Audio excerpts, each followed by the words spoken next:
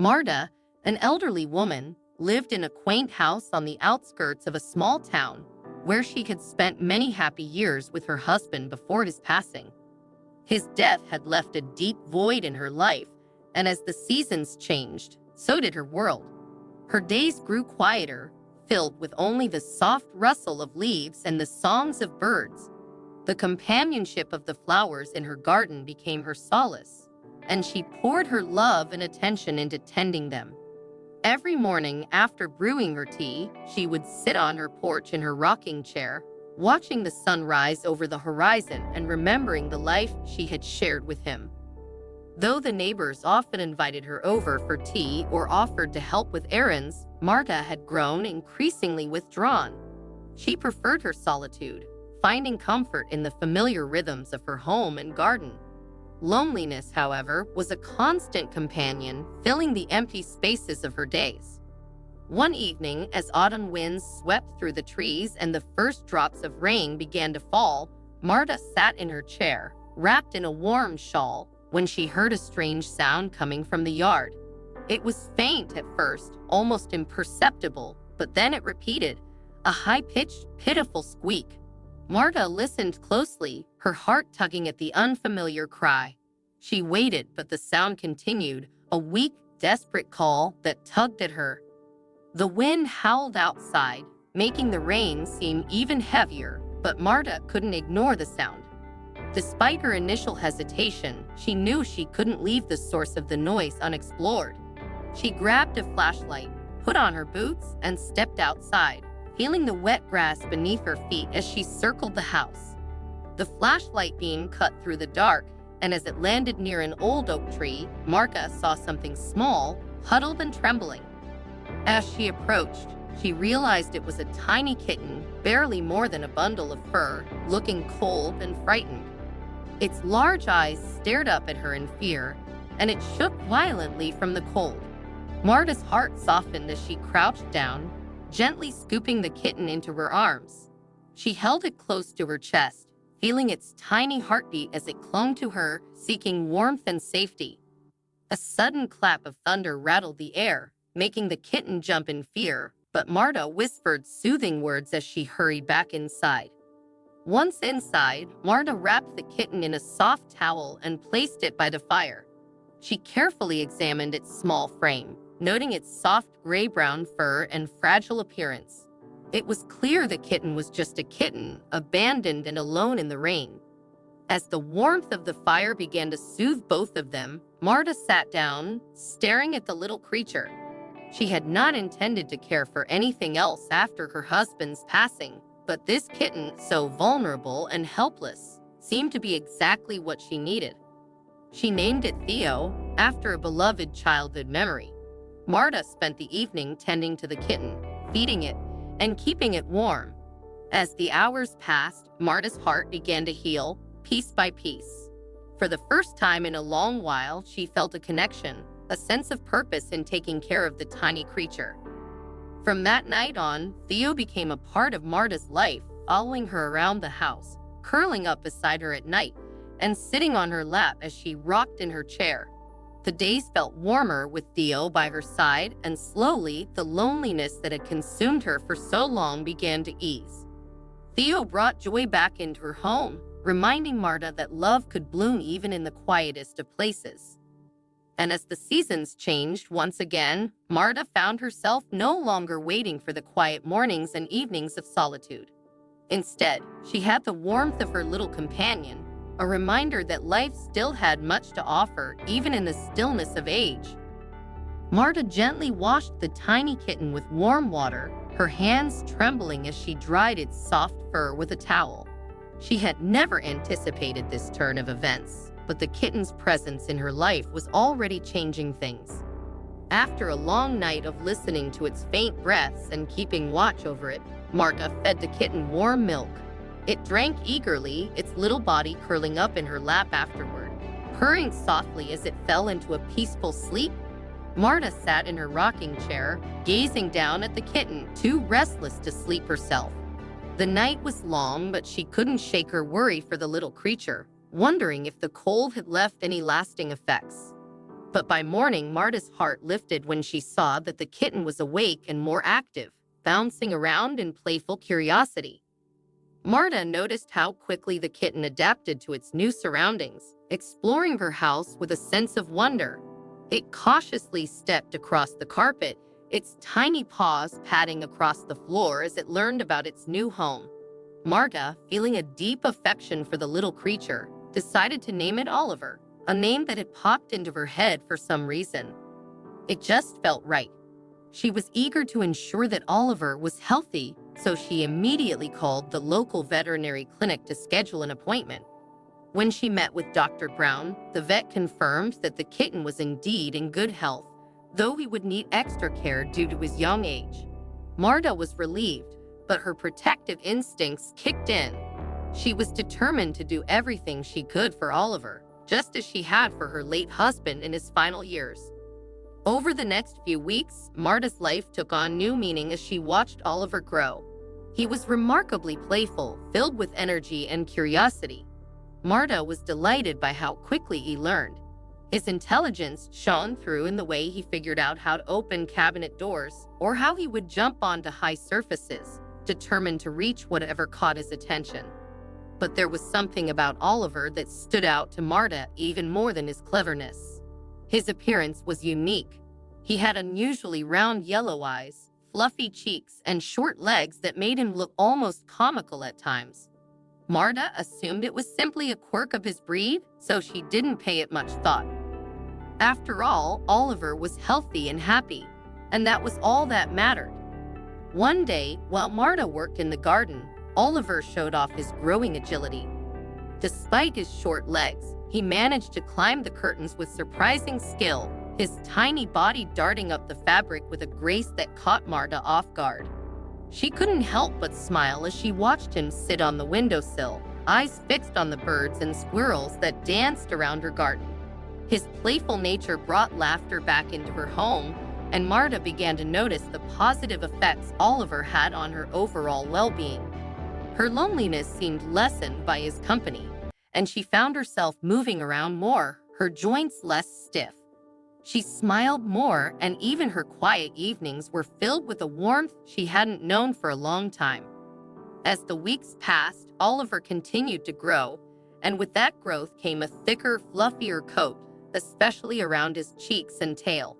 Marta couldn't help but spoil him with treats, giving him his favorite catnip toys and watching as he leaped through the air to catch them. One evening, she brought home a new toy, a little mouse on a string. As soon as she presented it to Oliver, he crouched low to the ground, his tiny body tense like a real predator. With remarkable speed and precision, Oliver pounced, catching the toy in one swift move. Marta was amazed. It was as though his natural instincts as a hunter had kicked in from the moment he laid eyes on the mouse.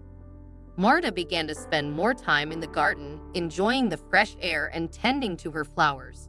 Oliver always followed her outside, where he would lie on the grass, keeping a watchful eye on her as she worked. As the days went by, Marta realized that Oliver's presence had become essential to her happiness. He had turned into more than just a pet.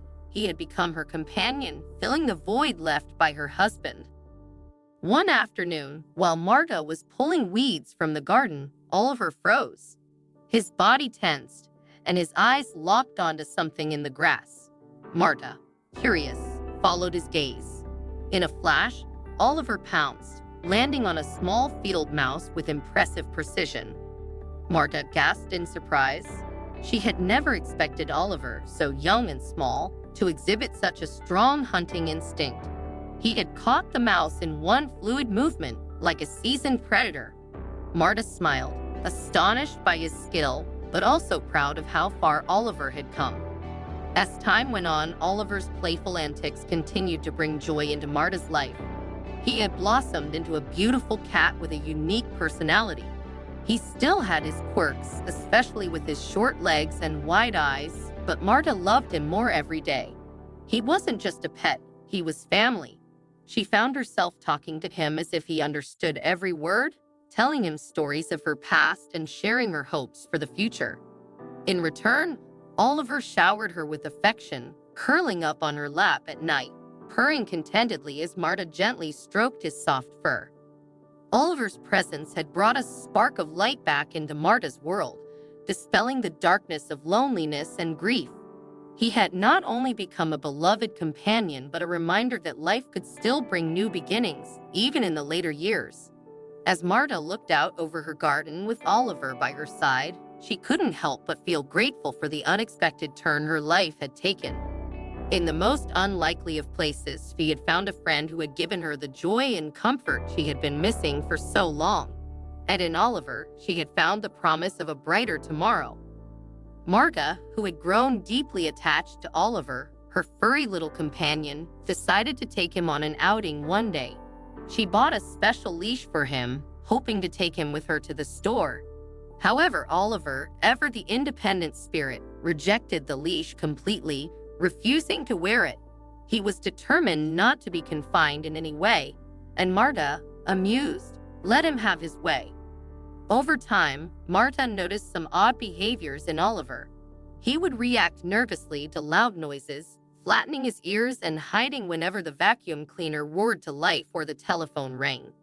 While this struck Marta as unusual, she chalked it up to Oliver being a timid kitten, figuring that, like many animals, he was just frightened by sudden sounds.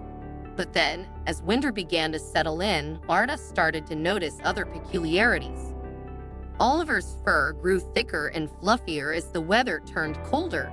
It developed a silvery hue that gave him an almost ethereal appearance, and Marta often found herself watching him in awe as he moved gracefully around the house, playfully swatting at his toy mouse or chasing shadows.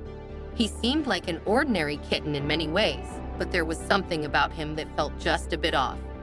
One morning, Marta woke to the sound of scraping claws against the window pane. Looking outside, she was stunned to see Oliver racing joyfully through the snow-covered yard. It was bitterly cold, and most cats would avoid the snow, but Oliver seemed to revel in it. He was rolling in the snow, pawing at the flurries falling from the sky, clearly enjoying himself. When Marta called to him, he hesitated but eventually trotted back inside, albeit reluctantly. This behavior set off a new round of questions in Marta's mind. There was something inherently wild about him. Oliver didn't enjoy the typical cat toys like catnip. Instead, he preferred nibbling on twigs and grass that Marta would bring in from the garden.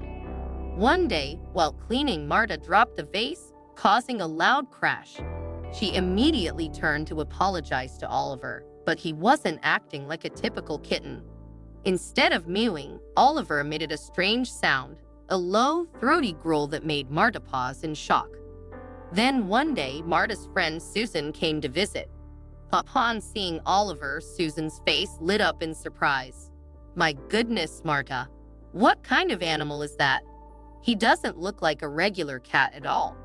This remark lingered in Marta's mind. Was it just her imagination, or did Susan's words hold some truth?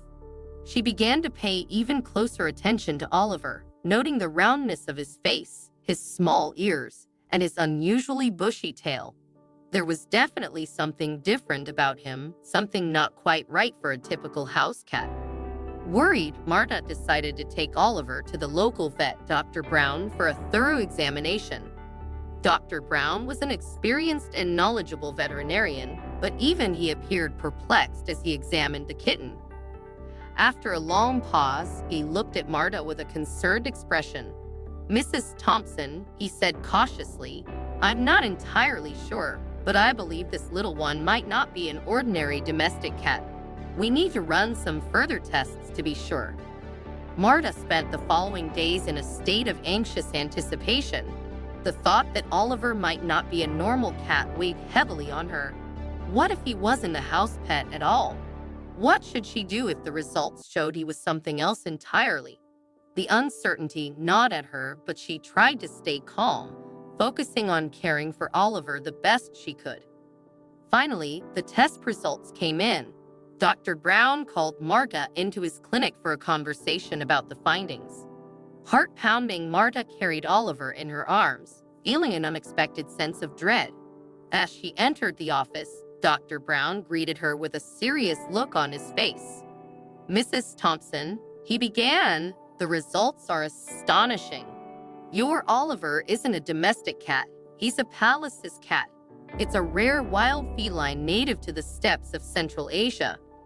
Marta felt a rush of dizziness at the news. She had never heard of such a creature. Dr. Brown continued, explaining that Pallas's cats were an endangered species listed in the Red Book and were poorly adapted to life in captivity. They were wild animals, not meant for domestication.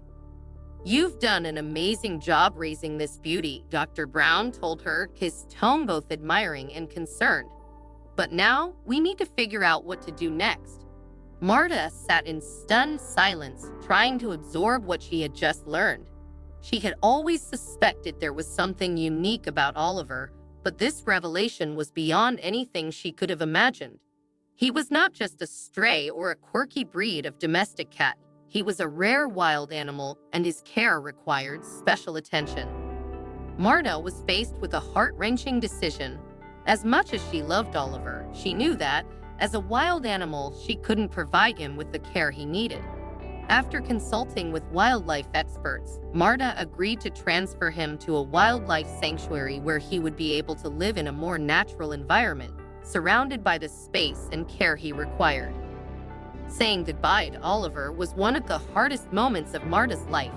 She held him close, her heart itching as she kissed his soft fur one last time. Oliver seemed to understand, rubbing against her hands as if offering comfort. The sanctuary staff reassured Marta that they would care for him and keep her updated. Months later, Marta received updates about Oliver's progress. He had grown stronger and more independent, showing behaviors of a wild animal. The specialists were confident he was ready to be released into the wild. Marta was invited to witness this significant moment. On release day, Marta stood at the reserve's edge, torn between sadness and relief as Oliver hesitated before stepping out of the cage. He immediately ran to join a wild Pallas's cat, and the two disappeared into the grass.